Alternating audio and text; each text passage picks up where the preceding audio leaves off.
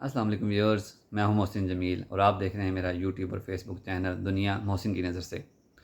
آج ہم جس ٹاپک پر بات کریں گے وہ ہے آخرت کی کامیابی۔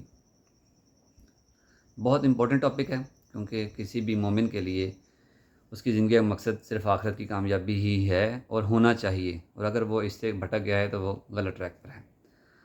آخرت کی کامیابی کے لیے 4 امتحانات میں سے پاس ہونا بہت ضروری ہے، بالکل ایسے ہی جیسے ہم میٹرک میں یا ایف اے کے اندر کچھ سبجیکٹ کمپلسری ہوتے ہیں، کچھ الیکٹیو ہوتے ہیں۔ تو کمپلسری سبجیکٹس کے اندر آپ کے پاس کوئی رعایت نہیں ہوتی۔ اگر آپ کمپلسری سبجیکٹ میں فیل ہوتے ہیں تو آپ کو فل فیل کنسیڈر کیا جاتا ہے۔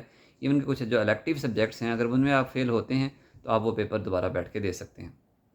اسی طرح آخرت میں کامیابی کے لیے 4 امتحانات پر ہم آج بات کریں گے، جن کو پاس کرنا بہت ضروری ہے، اس کے بغیر آپ آخرت میں کامیاب نہیں ہو سکیں گے۔ تو اس میں جو پہلا امتحان ہے وہ ہے ایمان لے کے آنا۔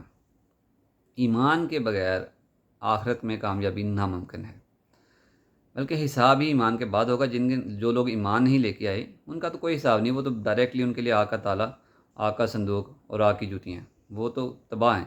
تو حساب تو ایمان والوں کے ساتھ ہوگا کہ آپ ایمان لے کر آئے تھے، اس کے بعد آپ نے اچھا یا برا کیا کیا، ان کے ساتھ اچھے برے کی تمیز ہوگی۔ جو لوگ ایمان نہیں لے کر آئے ان کے اچھائی برے کسی کام کی نہیں ہے۔ تو ہمیں تو جو ہے نا، مطلب بینگ اے مسلم، ہم ایک مسلم فیملی میں پیدا ہوئے، مولانا صاحب نے ہمارے جو تھی وہ کان میں اذان دی تو ہم مسلمان ہو گئے، مگر ایسے ایمان میں مکمل نہیں ہوا۔ آپ کو ایمان پر پختہ اپنا جو ہے نا یقین لانا ہوگا، آپ کو دل سے ماننا ہوگا کہ اللہ ایک ہی ہے، اور یہ سب چیزیں آپ کے عمل سے جھلکنی چاہیے کہ آپ کا ایمان کامل ہے، کہ آپ مانتے ہیں کہ اللہ ایک ہے، وہ وحدہ لا شریک ہے، اور محمد صلی اللہ تعالیٰ علیہ وآلہ وسلم اللہ کے رسول ہیں اور بندے ہیں۔ دوسری چیز ہے نیک اعمال کرنا۔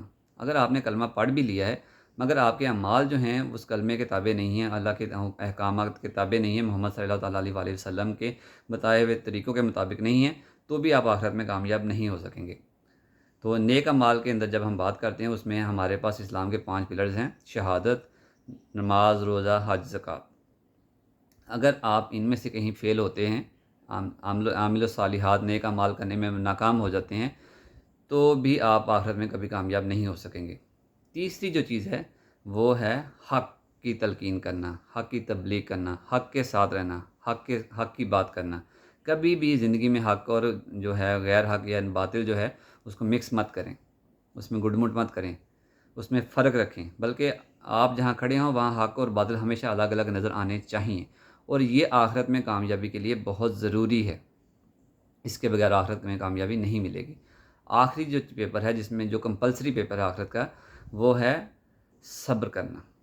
آپ دیکھیں، جب اللہ کے نبی صلی اللہ تعالیٰ علیہ وآلہ وسلم نے اپنے اعلان نبوت کیا اور دین کی تبلیغ شروع کی، تو ابتدائی 10 سال میں صرف صبر کیا۔ کون سا ایسا ظلم تھا جو ان لوگوں پر نہیں کیا گیا، ان کے صحابہ پہ، ان کے سامنے؟ حضرت سمیہ رضی اللہ تعالیٰ عنہا، جو اسلام کی پہلی شہید خاتون ہیں، ابو جہل نے ایسا کوئی ممکن ظلم زمین پر اترا ہی ہو، پاسبل ہی نہیں تھا جو ان کے ساتھ نہیں کیا، مگر صرف صبر کا حکم تھا۔